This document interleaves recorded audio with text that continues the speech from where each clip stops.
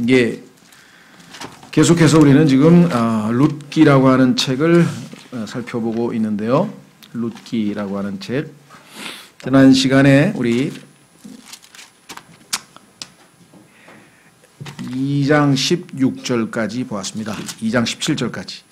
2장 17절까지 보았죠. 예, 그래서 예수 그리스도를 예표하고 있는 보아스가 교회를 예표하고 있는 이 나오미에게 베푼 큰 은혜로 결국은 자기 어머니, 그렇죠, 자기 시어머니에게 이제 그 먹을 것을 가지고 이제 가게 되는 장면이 18절서부터 나오게 됩니다. 자, 룻기 2장 18절서부터 보겠습니다. 룻이 그것을 가지고 도시로 들어가 자기 시어머니에게 자기가 주운 것을 보이고 자기가 배불리 먹고 남긴 것을, 앞서서 우리가 먹다가 남겼다란 말 표현이 나왔죠. 기억나시죠? 14절 맨 끝에 보면은 곡식을 건네주니 그녀가 배불리 먹고 남겼더라 그랬죠. 배불리 먹고 남겼더라. 그 남은 것을, 그렇죠, 시어머니 드리려고 가지고 왔습니다. 자, 남긴 것을 가져다가 시어머니에게 드리매 그랬죠. 예. 자, 성경에 따르면 이 젊고 또 능력이 있어서 자신의 몸을 움직일 수 있는 그러한 친족이 이 과부, 나이 드신 과부를 돌아보도록 그렇게 성경에서 명하셨죠. 뭐 세상에서는 요즘에 어떻게 하는지 뭐 저희가 뭐 트렌드가 많이 달라졌다고 하지만 일단 그리스도인이라고 한다면 이 문제도 성경적으로 우리가 바르게 좀 처리를 해야 될 것 같습니다. 디모데전서 한번 확인해 보겠습니다. 5장 4절. 디모데전서 5장 4절에 따르면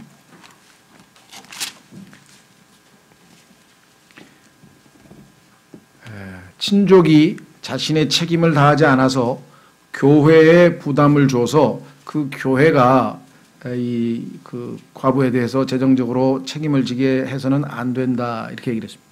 물론 친족도 없고 아무것도 없고 그런 특별한 경우에야 당연히 교회가 책임을 져야 되겠죠. 예, 그래서 디모데전서 5장 4절에 보면 이렇게 써 있습니다. 3절서부터 보면 참 과부인 과부들을 존경하라.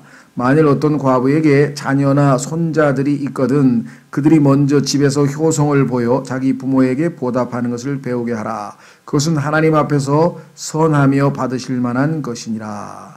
이제 참 과부인 여자로서 외로운 자는 하나님을 신뢰하고 계속해서 밤낮으로 간구하며 기도하거니와 쾌락에 빠져 사는 여자는 살아있으나 죽었느니라. 이렇게 되어 있죠.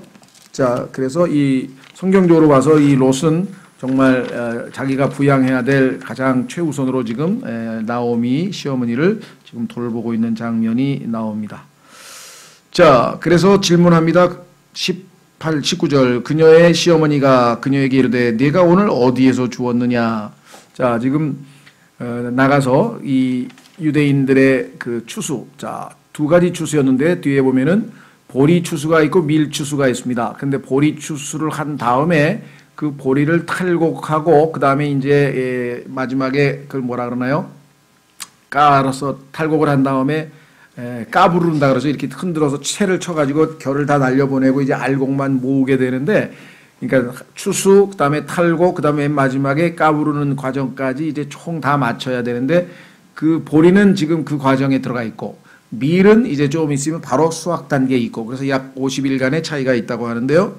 자, 그래서 지금 연속해서 지금 보리 수확과 밀 수확이 지금 이어지고 있는 장면인데, 야, 여기 보시니까 그 추수할 때 하나님께서 구약에 말씀하시기를 과부나 고아나 그 다음에 타국인들, 나그네들이죠. 이런 사람들은 가난하고 살기가 어려우니까 하나님께서 보호하시겠다. 그 보호하시는 방법은 뭐냐면 추수를 할 때 소위 말하면 나달을 떨어뜨리죠. 네, 나달이 떨어지죠, 당연히.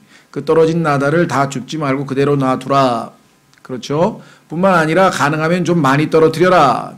포도나 올리브 열매도 마찬가지. 그 열매들을 딸 때도 다 남겨두어서 그것을 이러한 어렵고 가난한 사람들에게 먹이겠다고 하나님이 말씀을 하셨습니다. 그래서 이스라엘 백성 중에 가난한 사람들은 이제 추수 때에는 당연히 나가서 이제 일을 해서 그거를 곡식을 주워다가 이삭줍기라 그러죠. 이삭줍기를 해서 이제 생활을 할 터인데 그것을 이제 나갔다 왔죠. 그러니까 오늘 누구 어디 가서 주었느냐라고 묻었습니다.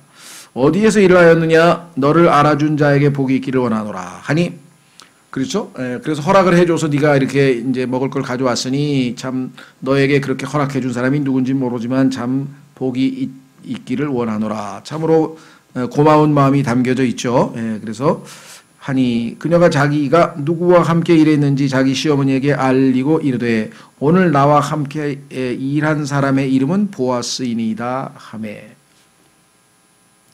이 순간에 아마 나오미는 하나님의 개입을 아마 금방 눈치챘을 것이에요. 아차 싶었죠.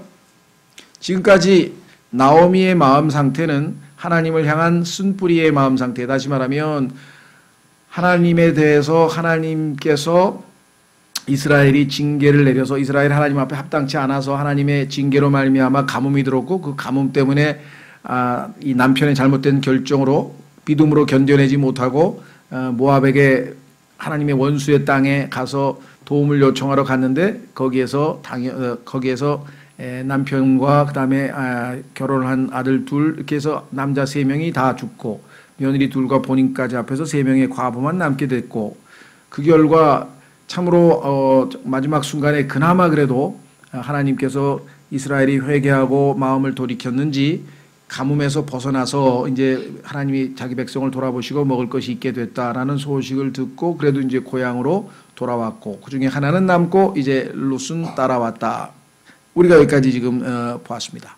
그러니까 이제껏 나오미가 체험한 하나님은 다 징계하시고 벌 주시는 하나님만 체험을 한 거예요. 그렇죠. 이스라엘을 벌 주셔서 가뭄이 들었다. 그래서 떠났더니 잘못 떠난 사람들에게 그 모압 땅에서 또 징계를 하셔서 남편도 죽고 다 죽었다. 그렇죠? 그래서 결국은 나갈 때는 뭐 그래도 좀 재산 좀 가지고 갔는데 풀 가득 있었는데 들어올 때는 완전히 소위 말로 빈손으로 지금 돌아온 처지가 됐으니 나오미에게 지금 나오미가 체험한 하나님은 전부 다 지금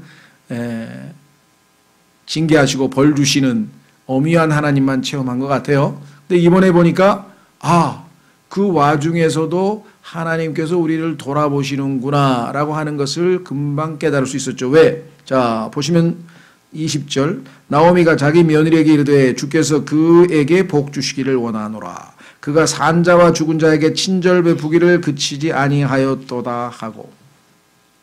자 물론 여기서 산자는 본인들이죠. 두 사람. 그 다음에 죽은 자는 자기 남편과 아들 둘 셋인데요. 그 시절에도 이 보아스라고 하는 사람은 아마 관용을 베풀기를 잘하고 그래서 아주 품성이 그 당시 유대 민족 가운데에서는 상당히 인정받는 그런 사람이었단 말이죠. 그렇다 보니까 산자 남편 살아있을 때도 늘 친절을 베푸던 사람인데 이제 그렇죠? 그들이 죽고 나서도 우리에게까지도 이렇게 친절을 베풀기를 그치지 아니하였도다 하고. 자 나오미가 또 그녀에게 이르되 그 사람은 우리의 가까운 친척이요 우리의 가까운 친족 중 하나이니라 하니라. 여기 이제 구약에 대해서 조금 공부하신 분들은 그거 형사취수법 그거구나 뭔가 이렇게 느낌을 받을 텐데요. 그렇지 못한 분들은 이게 뭐야 그 사람은 우리의 가까운 친척이요 우리의 가까운 친족 중 하나이니라 하는 말은 뭐가 속에 담겨져 있는가. 그것은 바로 이제 우리가 구약 성경 한 구절만 읽으면 무슨 뜻인지 쉽게 이해하실 수 있을 것 같아요. 신명기 25장으로 가면 하나님께서 모든 이스라엘 남자들에게 다 유업을 주셨는데 자식이 요즘 말로 하면 우리나라 말로 하면 대를 이어야 되겠죠. 대를 이어서 아버지의 이름을 그대로 유지하고 그 하나님이 주신 땅을 거기서 농사를 짓고 평생 그 다음에 후손에게 땅이 넘어가고 그 다음 후손에게 땅이 넘어가고 이렇게 돼야 되는데 자식이 없이 죽어버렸으니 그러면 그 아버지가 받은 유업과 그 대가 끊겨버리면 그것은 하나님의 뜻이 중단되어 버리는 것이잖아요. 그래서 하나님께서 대를 잇는 방법 오늘날 우리가 생각할 때에는 좀 납득이 안 되죠, 좀. 예, 그러나 하나님께서는 어떻게 했는가 여기 나와 있습니다. 자, 신명기 25장 5절, 신명기 25장 5절. 형제들이 함께 거하는데 그들 중 한 명이 죽고 아이가 없거든, 대를 못 이었거든. 그 죽은 자의 아내는 밖에서 남에게 시집가지 말 것이요. 어떻게 해야 되냐? 그녀의 남편의 형제가 그녀에게로 들어가 그녀를 아내로 취해 남편의 형제된 의무를 그녀에게 행할 것이며, 대를 이어주라 이 말이에요. 근데 누가 하냐? 형제가 이어주라. 이방인은 안 되고 형제가 이어주라. 이로써 그녀가 낳는 맏아들이 죽은 그의 형제의 이름을 잊게 하여 그의 이름이 이스라엘에서 끊어지지 않게 할 것이니라. 이게 하나님의 법칙이에요. 그러니까 하나님의 목적은 하나님의 유업과 그의 이름이 끊어지지 않도록 생명이 중단되는 것은 하나님 보시기에는 굉장히 안 좋은 것이죠. 그래서 이 생명이 이어져야 되기 때문에. 자, 문제는 어디 있냐? 7절. 그러나 그 사람이 자기 형제의 아내 취하는 것을 좋아하지 않거든. 나는 싫다. 내 재산 들여서 내 형 대를 이어줄 수도 없고 난 싫다 라고 한다면, 그렇죠? 그의 형제의 아내는 성문으로 장로들에게로 올라가 말하기를 내 남편의 형제가 이스라엘 안에서 자기 형제에게 이름을 일으켜주기를 거부하여 내 남편의 형제된 의무를 행하려 하지 아니하나이다 할 것이죠. 율법을 안 지키려고 합니다. 하나님이 정하신 법에 따라서, 그죠? 나에게 내 남편의 대를 이어주려고 하지 않습니다 라고 할 것이요. 그의 도시의 장로들은 그를 불러서 그에게 말할 것이며 만일 그가 그 일을 고집하며 말하기를 그녀를 취하는 것을 내가 좋아하지 아니하노라 하거든. 좋아하지 않는다는 말로 표현했지만 실제로 그것은 하나님의 뜻에 순종하지 않겠다는 뜻이란 말이죠. 그의 형제의 아내가 장로들의 앞에서 그에게 다가가 그의 발에서 신을 벗기고, 그 사람에게서 신을 벗기고 그의 얼굴에 침을 뱉으며 응답하여 이르기를 자기 형제의 집을 세우려 하지 아니하는 그 사람에게는 이같이 하라 할 것이며 이스라엘 안에서 그의 이름을 자기 신이 벗겨진 자의 집이라 할 것이니라. 그러니까 대대로 누구에게든지 저 사람은 형제의 의무를 안 한 사람이야 하고 하는 것이 알려지도록 했다. 그러니까 상당한 수치인데요. 자기 재산을 아끼기 위해서 또 남의 집안 세워주는 게 싫어서 이기적인 사람들의 경우에는 그 수치를 감당하고서도 안 하려고 하는 사람이 있을 거 아니에요. 그렇죠? 구약시대에도 보면은 그 오난이라고 하는 사람인데 이 오난이 하는 것을 무슨 성적 부도덕으로 해석하시려고 하시는 분이 있는데 그게 아니라 씨를 세워줘야 되는데 세우지 못하게 했으니까 하나님의 뜻에 어긋나서 율법을 어긴 것이 되는 것이죠. 자, 그래서 이번에 지금 나오미의 경우에는, 그렇죠, 보아스가 가까운 친족 중 하나다 이거죠. 그렇다면은 소위 말하면 룻의 자기 큰아들이죠. 룻의 남편의 대를 이어줄 사람이 바로 이 사람이다 이거죠. 권리가 있고 의무가 있고. 그러니까 그 순간에 하나님께서 우리 이 며느리에게, 그죠, 내 아들의 대를 잇게 해서 하나님의 뜻이 이루어지겠구나. 그래서 그에게 이제 안식이 주어지겠구나. 이렇게 지금 생각을 한 거예요. 그 순간에. 그래서 그 얘기를 해주는 거예요. 자, 이때까지 룻이 유대의 율법에 대해서 알았는지 몰랐는지는 모르지만 나중에는 결국은 알게 되었겠죠. 시어머니가 설명을 했겠죠. 자, 그래서 결국은 뭐라고 표현했는가 한번 보겠습니다. 21절 모압 여인 룻이 이르되 그가 또 내게 말하기를 내 청년들이 내 모든 수확물을 거둘 때까지 너는 그들 옆에 바싹 붙어 있으라 하더이다 하매. 보아스가 벌써 이 자기 형제를 생각해서 그의 아내에게 룻에게 은혜를 베푸는구나. 그렇죠? 그 거친 그 사람들, 젊은 사람들 틈에 있는데도 불구하고 그를 잘 보호하고 있구나. 이렇게 생각했겠죠. 나오미가 자기 며느리 룻에게 이르기를 내 딸아 네가 그 소녀들과 함께 나감으로써 그들이 다른 밭에서 너를 만나지 아니하게 하는 것이 좋으니라 하매. 이에 그녀가 보아스의 소녀들 옆에 바싹 붙어 있으며 보리 수확과 밀 수확을 끝마칠 때까지 상당 기간 계속, 왜냐하면 그걸 많이 모아놔야 이제 먹고 살아가겠죠. 이삭을 줍고 자기 시어머니와 함께 거하니라. 이렇게 됐습니다. 자, 그래서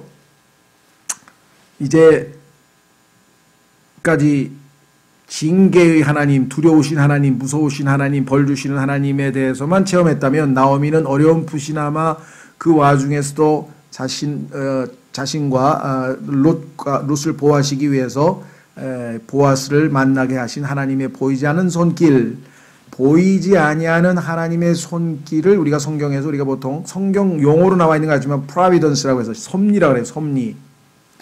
지나고 나니까 그때 그 사람이 나한테 그렇게 행동한 것이 하나님의 섭리였구나. 그러지 않았더라면 내가 오늘날 없었을 텐데 뭐 이런 것들을 뒤늦게 우리는 자주 이렇게 깨닫곤 하는데 그렇죠? 하나님의 섭리에 대해서 조금 더 우리가 깊이 있게 조금만 더 체험이 있으면은 아마 더 빨리빨리 하나님의 섭리를 캐치해서 더 신앙생활에 도움이 될 수도 있을 터인데요. 자, 그래서 쉽지 않은 테마지만 이런 테마에 대한 몇 가지 그 좋은 책들이 있다고 했습니다. 그래서 최근에 나온 그 하나님의 섭리의 신비라고 하는 청교도의 플라벨이라고 하는 사람이 쓴 책은 섭리에 관해서는 가장 아주 처음부터 끝까지 아주 자세하게 설명을 했기 때문에 혹시라도 관심 있는 분들은 참조를 하시면 좋겠고요. 바로 이런 겁니다. 룻이 하나님께서 우연이 아니죠. 하나님이 개입해서 보아스의 밭에서 일을 하게 하신 거지 인간적으로 볼 때는 우연이죠. 지난번에 나왔잖아요. 우연이란 표현이. 우연이라고 하는 것은 우리가 바라볼 때고 하나님 관점에서 보자면 하나님의 보이지 않는 손길 또는 섭리라고 해요. 자, 그래서 우리는 3장 1절로 갑니다. 그때 룻의 시어머니 나오미가 그대에게 이르되 내 딸아 내가 너를 위해 안식한 곳을 구하여 내가 잘되게 하여 하지 아니하겠느냐. 자, 갑자기 이게 무슨 소리일까요? 내가 너를 위해 안식할 곳을 구하여 내가 잘되게 하여야 하지 아니하겠느냐. 성경에 보면 단서가 주어져 있어요. 이 안식이라고 하는 말은 예수 그리스도께서도 우리에게 말씀하셨죠. 수고하고 무거운 짐진 자들아 다 내게로 오라. 내가 너에게 안식을 줄 것이다.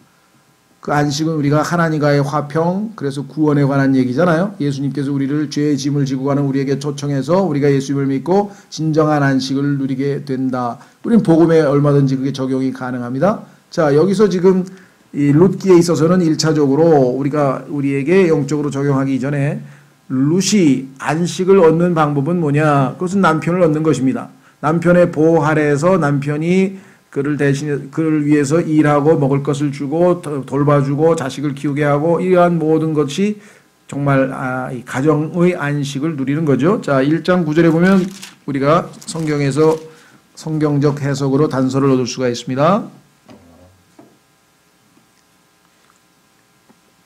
나오미가 며느리 두 사람에게 날 따라가 봐야 남편 얻기도 힘들 것이고 너희는 고생문이 훤하니까 각자 니네 나라에 가서 거기서 젊은 남편 얻어서 안식을 얻어라. 여기 보면 나오잖아요. 9절. 주께서 너희가 각각 자기 남편의 집에서 안식을 얻게 하시기를 원하노라. 그 얘기는 뭐냐면 제가 해서 안식을 얻어라. 그 얘기는 안식이라고 하는 것은 결혼과 관련지어서 즉 당시에 과부나 그렇죠. 이런 경우에는 가장 과부 그다음에 아비 없는 자라 그랬어요. 우리는 고아라고 번역했지만 이제 있는 그대로 하면 fatherless라 그랬는데 아비 없는 자. 그다음에 타국인, 객지 사람. 이거 소위 말하면 사회의 마이너리티 아주 소외 그룹이에요. 제일 사회에서 손가락 하층 밑바닥 인생이죠. 그렇죠? 그래서 여기 보시면 이들에게는 돌봄이 필요하고 보호가 필요한데 요즘 뭐 국가에서 뭐 그런 걸 뭐 복지 정책으로 하지만 이 시대에는 당연히 누가 해야 됩니까? 하나님께서 거기에 개입하시는데 그 방법 중에 하나가 뭐냐? 이제 여기서처럼 형제를 가까운 친족, 형제나 사촌이나 또는 가까운 친족이 과 결혼해서 다시 자기 남편의 대를 이어서 가정을 이루게 되고 자녀를 낳고 그것입니다. 자, 다시 돌아옵니다. 3장으로. 그때 룻의 시어머니 나오미가 그녀에게 이르되 내 딸아 내가 너를 위해 안식할 곳을 구하여 내가 잘 되게 해야 하지 아니하겠느냐. 그렇죠. 가장 잘 되는 일은 이 가정을 이루는 겁니다. 남편을 만나서 보호받는 것이고요. 그다음에 또 모든 이 부양을 받는 것이죠. 그것이 가장 중요하고 현대 사회에서도 성경적으로는 이것이 가장 중요합니다. 오늘날 뭐 정말 그 하나님의 일을 이렇게 관심을 갖고 있는 분들의 경우에는 현실적으로 경제적으로 이 가족을 부양하면서 하나님의 일을 한다는 게 쉽지 않다 보니까 어려움이 있습니다만은 성경에서 따르면 일반적으로 모든 그 남자들에게는 이 여자들은 남자를 얻어서 그의 보호 아래서 부양을 받고 살아가는 것이 하나님 보시기에는 여성이 누릴 수 있는 최고의 안식이다. 이렇게 성경에서 말씀하셨다는 것을 잊지 말아야 되겠죠. 그런 걸로 치자면 요즘에 그 무슨 여라고 하나요? 너무 똑똑해가지고 이제 본인이 막 재정적인 능력도 있고 혼자서 모든 걸 다 헤쳐나갈 수 있는 그런 능력 있는 여자들이 많잖아요. 그 무슨 여 하던데 난데 잊어버렸습니다만은 하여간 그런 분들은 뭐 본인이 능력이 있어서 하니까 할 말은 없지만 성경적으로 치면 사실 고달픈 인생을 스스로 자기가 안식을 하지 못한 채 계속해서 자기 인생을 짐을 자기가 지고 가려고 하는 것이죠. 자, 다시 돌아옵니다. 2절 너와 함께하던 소녀들을 둔 보아스는 이제 우리의 친족이 아니냐 보라 그가 오늘 밤에 타작마당에서 보리를 까부르리라. 그래서 이제 시어머니는 보아스와 나오미를 이어서 보아스가 지금 성경에서 아까 얘기했던 신명기 25장 5절에 나와 있는 그 의무를 보아스에게 이제 하도록 해서 나오미를 보아스에게 제가시켜서 하나님의 율법을 완성하고 룻에게는 안식을 얻게 해줄 그런 계획을 지금 설명하고 있는 장면이 여기에 나옵니다. 자, 그래서 이제 지시를 내리는 거죠. 어떻게 해야 되느냐. 3절. 그런즉 너는 몸을 씻고 그렇죠. 기름을 바르고 이게 이제 인생의 경험에서 나온 사람의 어떤 조언이죠. 의복을 입고 타작마당으로 내려가되 그러니까 보아스에게 알려줘야 된다 이게 지금 당신이 의무가 있는데 지금 의무를 이행하고 있지 않다라고 하는 것을 알려줘야 될 것 같아요. 근데 사실은 이 나오미도 또 룻도 한 가지 놓친 것은 뭐냐면 성경에 따르면 순서대로 해야 돼요. 가장 가까운 친척이 먼저 권리를 행사할 수 있는 권리가 있어요. 그런데 보아스는 지금 순서가 2번이에요. 그렇기 때문에 지금 보아스는 당연히 1번 순서를 가진 사람이 할 때까지는 나설 수가 없는 건데 나오미는 아마 그걸 모르고 보아스가 당연히 의무를 지금 수행해야 되는데 왜 안 할까? 그래서 보아스에게 당신은 의무가 있다라고 하는 사실을 롯을 통해서 지금 알려주려고 지금 시도하고 있는 겁니다. 자, 그래서 그런즉 너는 몸을 씻고 기름을 바르고 의복을 입고 타작마당으로 내려가되 그 사람이 먹고 마시기를 다할 때까지 그에게 내 자신을 알리지 말며 그가 누울 때에 눕는 곳을 알아두었다가 들어가서 그의 발을 드러내고 누우라. 내가 해야 할 일을 그가 내게 구하리라 하니. 자, 그러니까 보아스는 하나님의 율법을 잘 충실히 수행하는 훌륭한 유대인이다 보니 네가 하는 것을 보면 아 내가 해야 될 의무를 안 했구나 하고 알아차리고 당연히 할 일을 할 것이다 라고 알려주었습니다. 자, 그런데 여기 보니까 몸을 씻고 기름을 바르고 의복을 입고 우리가 예수 그리스도를 믿고 구원받으면서 일어나는 모든 현상과 유사한 내용들이 나와 있죠. 자, 타작마당으로 내려가되 그 사람이 먹고 마시기를 다할 때까지 그에게 내 자신을 알리지 말며 그가 누울 때에 눕는 곳을 알아두었다가 들어가서 그의 발을 드러내고 누우라. 여기 이제 문제. 발을 드러내고 누우라. 아까 기억나세요? 발을 드러내는 이유는 뭘까요? 원래 사람들은 성경에 보면은 춥기 때문에 발을 덮고 잔다고 성경에 자주 나옵니다. 그런데 그 발을 이렇게 들쳤다 이거죠. 그 얘기는 아까 신발을 벗는다 그랬죠. 그러니까 당신이 의무를 다하지 않으면 당신은 신발을 벗겨야 됩니다. 신발을 벗어야 됩니다. 그 얘기를 알려주는 거예요. 왜? 의무를 다 안 했으니까. 그러면 보아스가 자신의 그 롯이 하는 행동을 보고 아차 내가 해야 될 일을 안 했구나 하고 깨달을 거라는 거죠. 근데 사실은 보아스는 자기 책무를 알고 있었어요. 근데 순서가 지금 아직 안 왔기 때문에 그 얘기 이제 사건이 나오죠. 자, 그래서 여기 참 놀랍죠. 그가 뭐라고 했습니까? 내가 해야 할 일을 그가 내게 구하리라. 이게 우리가 예수 그리스도를 만나서 구원받을 때 하는 장면과 똑같죠. 하나님께서 예수 그리스도께서 우리에게 할 일을 구하는 것이죠. 주 예수 그리스도를 믿으라 이 말이고요. 또 예수님께서 요한복음 2장 5절에서도요. 마리아가 그분이 무슨 말씀하시든지 그대로 하라 이렇게 얘기한 장면과 맞아 떨어지죠. 예수 그리스도를 예표하고 있는 보아스의 모습을 우리가 좀 여기서 보게 됩니다. 자, 5절 그녀가 시어머니에게 이르되 어머니께서 말씀하시는 모든 것을 내가 행하리이다 하니라. 일단 지혜롭게 조언을 해 주었기 때문에 이제 뭐 여기에는 안 나와 있지만 유대인의 율법에 대한 것도 자세하게 설명을 해 줬겠죠. 이렇게 해서 네가 이제 대를 잇고 안식을 구하려면 그 사람이 너에게 하는 대로 해라 하면서 다 이야기를 했습니다. 6절 그녀가 타작마당으로 내려가서 자기 시어머니가 자기에게 명한 모든 것에 따라 행하니라. 그대로 따라 했습니다. 보아스가 먹고 마시고 마음이 즐거울 때 뭐 농사 짓는 사람에게 있어서 추수 때의 기쁨이야 뭐 말하면 뭐 하겠습니까? 그렇죠? 뭐 우리나라도 마지막 축제도 하고 막 꽹과리도 치고 뭐 하여간 뭐 여러 가지 형태로 하여간 이 추수의 기쁨을 나누는 것은 뭐 인지상정이죠. 그러니까 뭐 정말 추수가 다 끝났으면 한 해 농사 풍년이 들었으니까 이제 먹고 마시고 마음이 즐거울 때에 그랬습니다. 여기서 조심하셔야 돼요. 먹고 마시고 그러니까 다 술 마신 거로 착각하시면 안 되고요. 술이 아니고 주스죠. 주스, 포도주스. 예수님께서 가나 혼인 잔치에서 사람들에게 술도 만들어 주셨는데 왜 술을 못 먹게 하냐 또 이렇게 또 얘기하는 사람도 있어요. 예수님께서 가나 혼인 잔치에서 만난 것은 포도주스를 만든 거지 그게 성경에는 새 포도주와 옛 포도주, 다시 말하면서 올드 와인하고 뉴 와인이 달라요. 그러니까 포도는 포도즙을 짜서 포도 열매를 즙을 짜서 마시는 게 그걸로 만드는 게 이제 포도 주스인데 아시다시피 이게 오래돼서 발효가 되면 이제 술이 되는 거죠. 그러나 발효가 된 것은 성경에서 금했죠. 그렇죠? 그래서 당연히 예수님도 그러면 그 어마어마하게 많은 큰 통에다 전부 술을 만들어 가지고 예수님이 다 제공했다. 다 술 먹고 취하라고?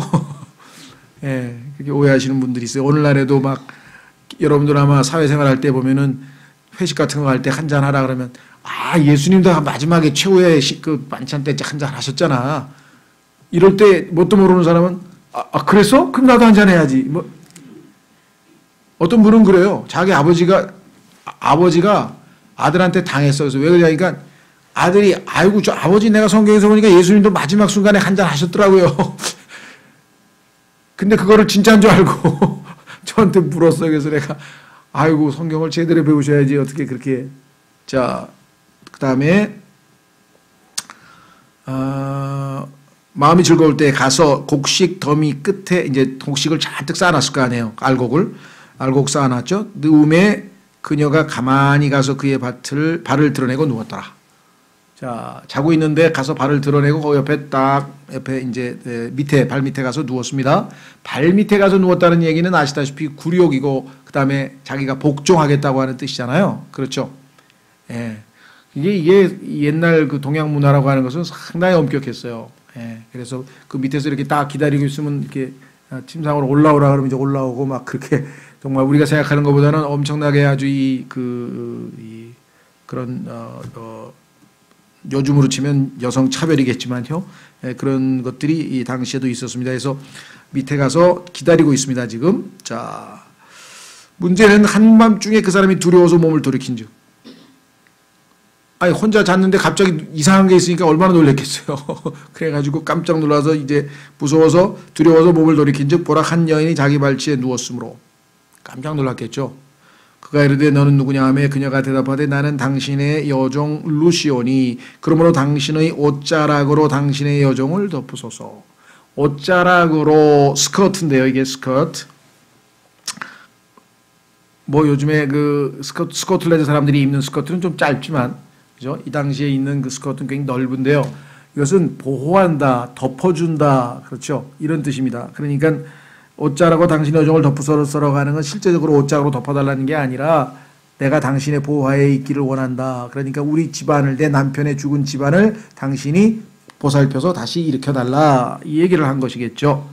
당신은 가까운 친족인이다 하며 당신도 율법을 알지 않습니까?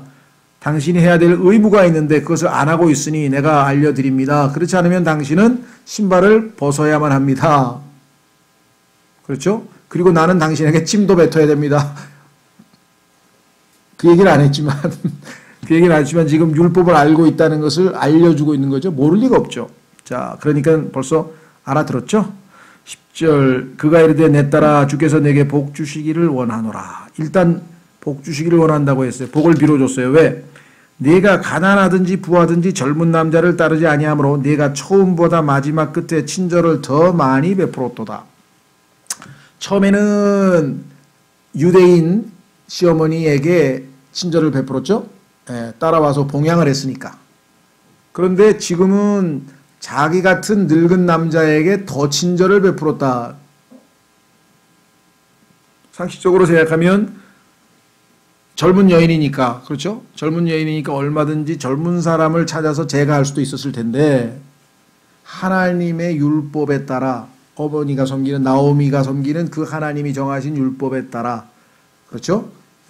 자기가 이 순종해서 자기에게 그 권리를 행사해달라. 늙은 사람에게 권리를 행사해달라 했으니 젊은 남자를 따르지 아니하므로 네가 처음부터 마지막 끝에 친절을 더 많이 베풀었도다. 내 딸아 이제 두려워하지 말라. 네가 요구하는 모든 것을 내가 네게 행하리니. 네가 나에게 알려준 그 의무를 내가 행하겠다. 나도 하나님의 말씀에 순종하겠다. 네가 현숙한 여자인 줄 내 백성의 온 도시가 아느니라. 이미 룻의 성품에 대해서 룻은 어떤 여인이다라고 하는 게 당시에 규모가 작은 마을이다 보니 다 소문이 났습니다. 이렇더라 뭐 시어머니 어떻게 모셨더라 뭐 했더라 하면서 이제 모압에서도 어땠더라 하고 다 알게 됐죠. 이렇게 얘기했습니다. 현숙한 여자, 이 여자에 대해서는요, 혹시라도 관심 있는 분들은 잠언 31장에 10절서부터 14절이 기록되어 있는데 12절이 기록되어 있는데 현숙한 여인은 첫째, 실제로 현숙한 여인입니다. 하나님께서 보실 때 정말 덕이 있는 덕스러운 여인이에요. 그래서 이 땅에 여자로 태어난 사람이라고 한다면 적어도 하나님께서 인정하는 덕스러운 여인의 모습은 무엇일까? 그래서 우리가 과거에 우리 교회 그 자매님들 모임에서도 아마 그 덕스러운 여인, 우리 책 있죠? 거룩한 여인이란 그 소책자를 가지고 성경 공부도 여러분들이 많이 하시고 또 그냥 못하신 분들은 책으로도 아마 가지고 계셔서 보셨을 텐데요. 잠언에 보면은 덕스러운 여인의 14가지 모습이 특징이 잘 나와 있습니다. 그래서 1차적으로는 자매님들에 해당되고 두 번째 영적으로는 모든 그리스도인에게 다 해당이 된다. 왜냐하면 예수 그리스도를 예표하는 보아스와 그 보아스의 입에서 덕스러운 여인이라고 하는 건 당연히 주님의 몸된 교회, 즉 신부인 교회를 향해서 덕스러운 여인이라고 한 거죠. 물론 지금 현재의 라오디게아 교회 시대의 우리의 모습을 교회의 모습은 전혀 거기에 미치지 못하지만 예수 그리스도를 만나게 될 때 그분께서 우리를 단련시키시고 또 이 주름 같은 것을 다 없애시고 해서 결국은 영광스러운 덕스러운 여인으로 맞이할 것이다. 한번 확인해 보겠습니다. 에베소서 5장. 그래서 우리가 그 믿음을 가지고 성장해 가야 되겠죠. 개개인이 아닙니다. 인디비주얼리 개체 한 사람 한 사람이 아니라 전체가 조화롭게 돼서 한 아름다운 덕스러운 여인으로 그리스도의 신부의 모습을 갖추어야 되겠죠. 에베소서 5장. 에베소서 5장. 25절. 에베소서 5장 25절. 남편들아 너희 아내 사랑하기를 그리스도께서 교회를 사랑하사 교회를 위하여 자신을 주신 것 같이 하라. 이것은 그분께서 말씀을 통해 물로 씻음으로, 오늘 여러분들 지금 말씀을 통해 물로 씻고 있죠. 그 다음에 주일날도 씻었죠. 또 개인적으로 성경 읽으면서 씻죠. 그 다음에 또 성경 공부하면서 씻죠. 또 뭐 테이블 들으면서 씻죠. 하나님의 말씀을 들음으로 부지런히 이 세상에서 묻는 많은 먼지들을 다 우리가 씻어냅니다. 부지런히 씻어내죠.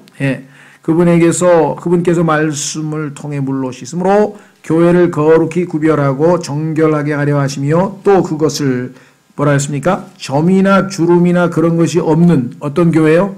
영광스러운 교회. 이 영광스러운 교회가 바로 덕스러운 여인이죠. 그렇죠? 아까 얘기했던 덕스러운 여인, 현숙한 여인이 바로 이 영광스러운 교회입니다. 자기를 위해 제시하려 하심이며 교회가 거룩하고 흠이 없게 하려 하심이라. 자, 그래서 룻은 또 한번 주님의 신부인 교회를 예표하고 있다. 다시 돌아옵니다.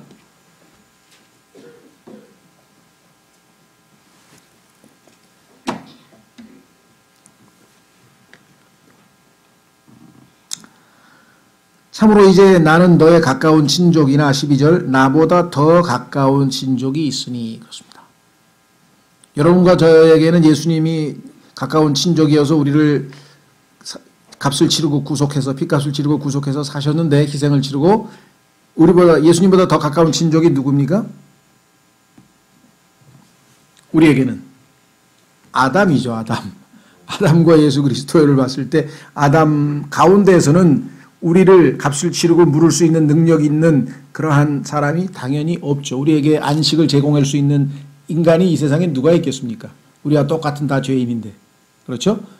그래서 여기서도 바로 두 번째 사람 보아스가 등장합니다. 성경에서 보면 항상 첫 번째 사람이 아닌 두 번째, 에서가 아닌 야곱이고 가인이 아닌 아벨이고 계속해서 창세기부터 계시록까지 일관성 있게 그래서 예수님의 타이틀이 고린도전서 15장에 보면 The second man, first man, 첫 번째 사람은 아담이고 두 번째 사람이 예수님이에요. 그러니까 하나님 보시기에는 이 세상에 두 사람밖에 없어요. 소속이 어디냐? 그러니까 이 사람은 첫 번째 인류의 대표, 여기는 부활하신 죄 없는 의로운 인류의 대표, 죄인의 대표 아담, 의인의 대표 예수님. 우리는 아담 안에 있다가 예수님을 믿음으로 거듭나서 이쪽 안으로 옮겨지게 된 것이죠. 자, 다시 돌아옵니다.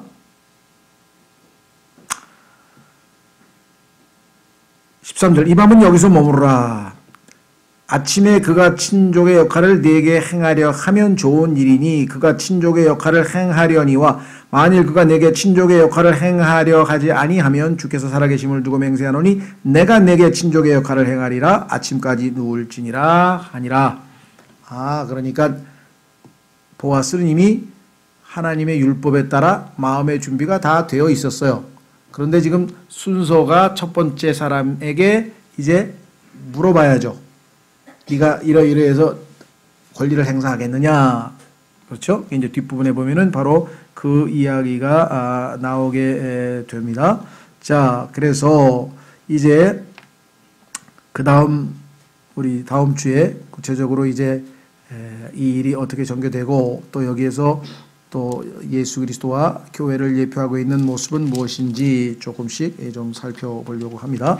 자, 오늘 이 시간에 우리가 기도해야 될 것은 여러분과 제가 잠깐 기도하고 또 이제 제목을 놓고 기도할 텐데요.